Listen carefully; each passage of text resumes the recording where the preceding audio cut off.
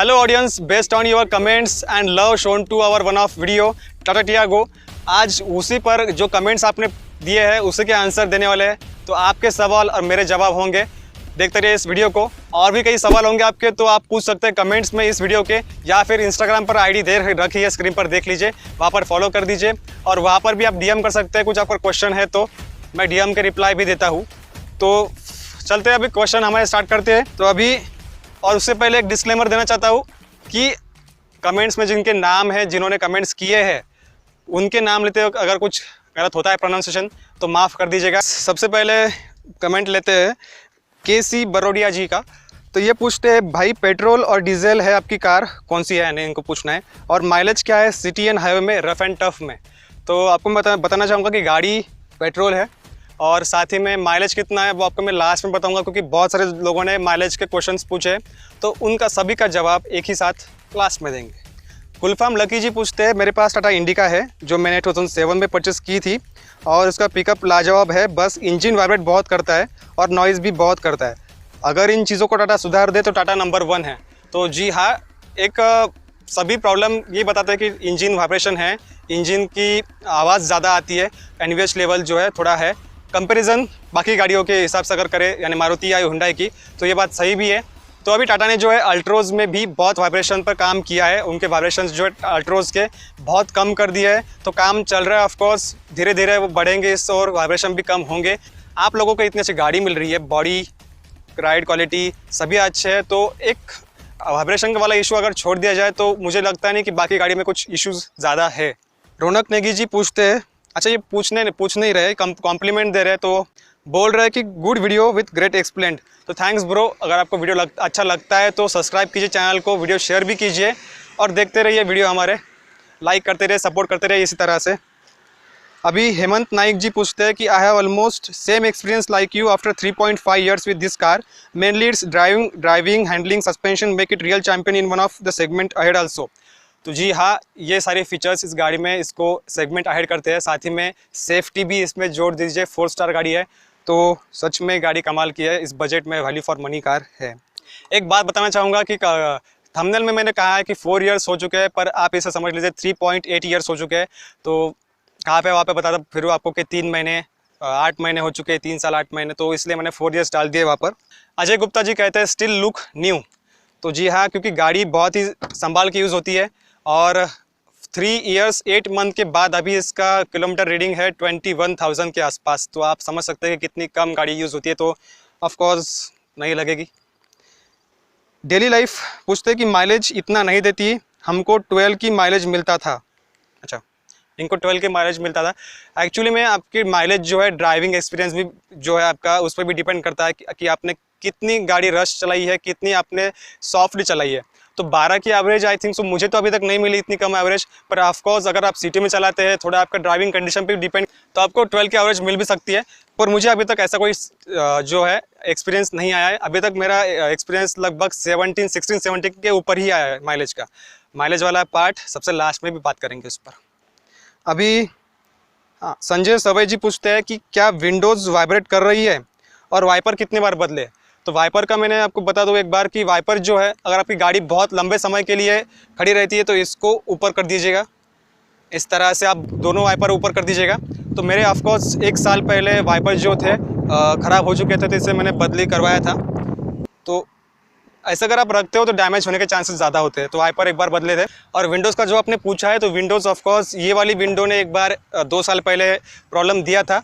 तो इसका जो मोटर था उसका प्रॉब्लम था, वारंटी में गाड़ी थी तो उन्होंने बदल के दिया था। ऑफकोर्स अभी प्रॉब्लम नहीं है इसमें, पर प्रॉब्लम आया था एक बार। राजू सोलंकी जी पूछते हैं, भाऊ आपने एनवीएच लेवल के बारे में कुछ बोला ही नहीं। I have driven it for few kilometres but experience high NVH level when compared with Maruti and Hyundai. तो इनका कहना है कि एनवीएच लेवल जो है ऑफकोर्स उनके कंपैरिजन में ज़्यादा है, पर इतना भी नहीं है कि आपको डिस्टर्बिंग लगे।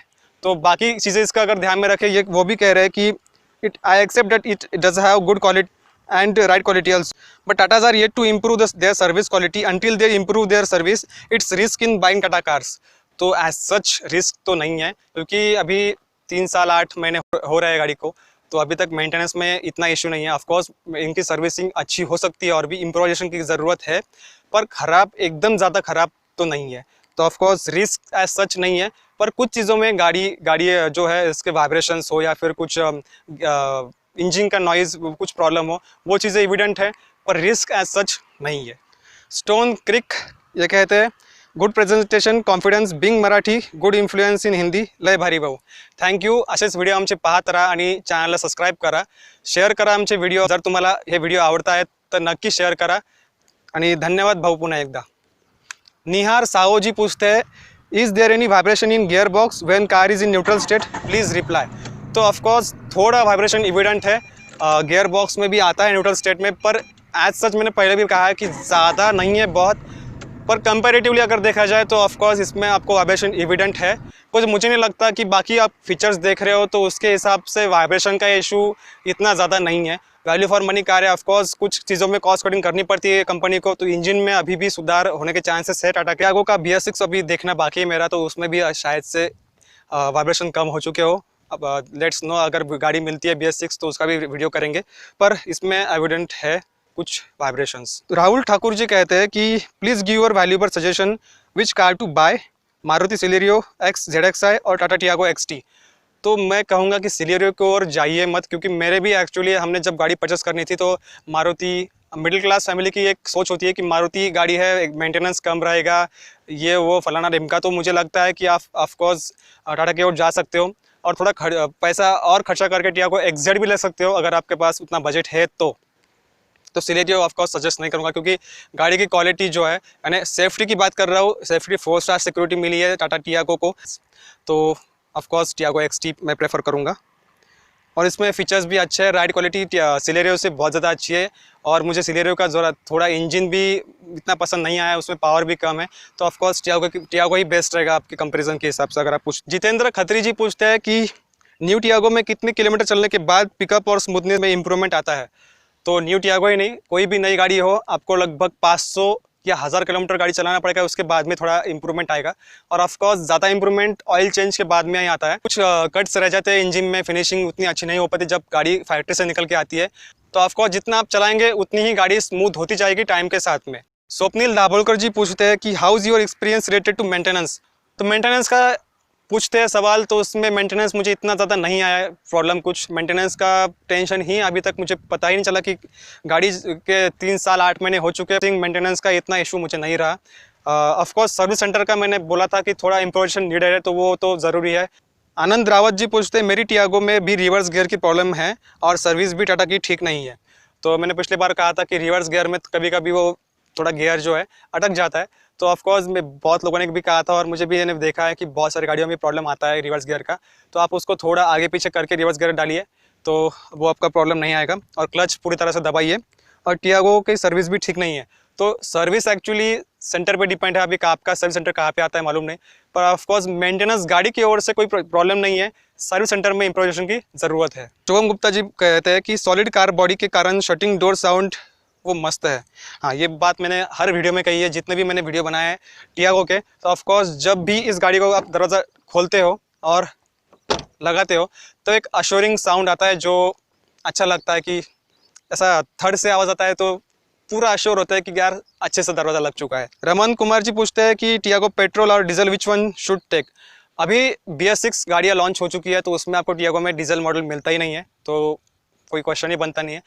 पर अगर होता भी तो मैं आपको कहता कि पेट्रोल गाड़ी यूज़ कीजिए, क्योंकि पेट्रोल इंजन अच्छा है. डीजल का इंजन थोड़ा पावर भी कम थी उसमें और आवाज़ तो इससे भी ज़्यादा. डीजल इंजन लेने का सोचना भी नहीं, और अभी इंजन नहीं है तो ऑफकोर्स आपको पेट्रोल गाड़ी ही लेनी पड़ेगी BS6 में. तो petrol is the best in Tiago. Dashboard and door से राइटिंग साउंड आता है क्या, गौरव तिवारी जी पूछते हैं. तो ऑफकोर्स डोर से तो इतना प्रॉब्लम नहीं है, पर एक बार 1.5 साल पहले डैशबोर्ड से थोड़ा प्रॉब्लम आ रहा था, तो सर्विस सेंटर में दिखाया था. उन्होंने कहा था कुछ फिटिंग अंदर की लूज थी तो फिट करवा दी है, पर उन्होंने मुझे बोला है कि थोड़ा इसका स्ट्रक्चर इस तरह से कि वो आपको थोड़ा हल्का सा आवाज़ तो आएगा ही, पर ऑफकोर्स इतना ज़्यादा डिस्टर्बिंग साउंड नहीं है. पर कभी कभार लगता है कि यार थोड़ा रैटलिंग साउंड आता है, पर डिस्टर्बिंग ऑफकोर्स नहीं है. भानु पुष्कर जी पूछते हैं कि ये रूफ रेल्स कितने में पड़े, आई यूज़ टियागो XM, मुझे भी लगवाने हैं. तो एक्चुअली रूफ रेल्स तो अभी इसका तो यहाँ से निकल भी चुका है, हमारा पता भी नहीं चला कब निकला वो. तो रूफ रेल्स मैंने ऑफलाइन परचेस किए थे मार्केट से, तो ये 800 या 1000 रुपये में मुझे गिरे थे तब. अगर आपको लेना है तो आप अमेजोन या फ्लिपकार्ट से भी ले सकते हो। अगर मुझे पॉसिबल होता है तो मैं आपको लिंक प्रोवाइड कर दूंगा इस वीडियो के नीचे। नीलेश पाटिल कहते हैं कि great customer review, keep posting more videos. तो thank you Nilesh ji. Video अगर आपको पसंद आ रहा है तो प्लीज़ सब्सक्राइब कीजिए चैनल को और शेयर भी कीजिए इस वीडियो को। ब्रिजेश पटेल जी कहते हैं कि दोस्त गाड़ी 3 साल पहले ली और लर्निंग का एल अभी तक लगा हुआ है। तो एक्चुअली इसको कभी निकाला नहीं और अभी भी मम्मी सीख रही है, भाई भी सीख रहा है, तो रहने दो, कुछ प्रॉब्लम नहीं उसको। अभी सभी सवाल लगभग माइलेज के ही है। माइलेज कितनी है, mileage in city on eco mode, mileage in city on city mode, mileage कितना देती है गाड़ी। माइलेज आपको अभी मैं बताता हूँ कि किस तरह से माइलेज का फंडा है इस कार का। अभी इसको आपको यहाँ पर 2 मोड मिलते हैं, सिटी और इको मोड। तो ऑफकोर्स मैं अभी बता रहा हूँ कि मैं सिटी में सिटी मोड यूज़ करता हूँ, सिटी में ही सिटी मोड यूज़ करता हूँ। बाहर हाईवे पे लगभग इको मोड पे गाड़ी चलती है हमारी। तो एज़ लो एज़ मैंने पिछली बार भी कहा था कि एज़ लो एज़ मुझे अभी तक 17 का एवरेज मिला है और एज़ हाई एज़ 22 23 तक भी गई है। जब मेरे पापा के हाथ में गाड़ी होती है तो ऑफकोर्स थोड़ा गाड़ी सॉफ्ट चलती है तो 23 तक जाती है। मेरे से अभी तक लगभग 21 के आसपास ही गाड़ी मुझे दिखी है। लॉकडाउन में लगभग एक 10 मई के दरमियान हम एक टूर पे गए थे। टूर पे आने इमरजेंसी काम था तो ऑफकोर्स पास भी निकाली थी। तो बाद में बोलना मत कि पास नहीं निकाली, लॉकडाउन में घूम रहे हो। तो पास निकल के गए थे। लगभग 600 किलोमीटर का टूर था। तो तब हमने गाड़ी का एवरेज कैलकुलेट किया था तो लगभग 20.5 का ओवरऑल एवरेज था। ये गाड़ी सिटी में भी चली थी, तब गाड़ी हाईवे भी चल रही थी। तो ओवरऑल जो है एवरेज जो था, यानी एवरेज माइलेज जो था लगभग 20.5 एवरेज निकल के आया था। मैं फिर से कहता हूँ कि 17 से नीचे मुझे अभी तक मिला नहीं है।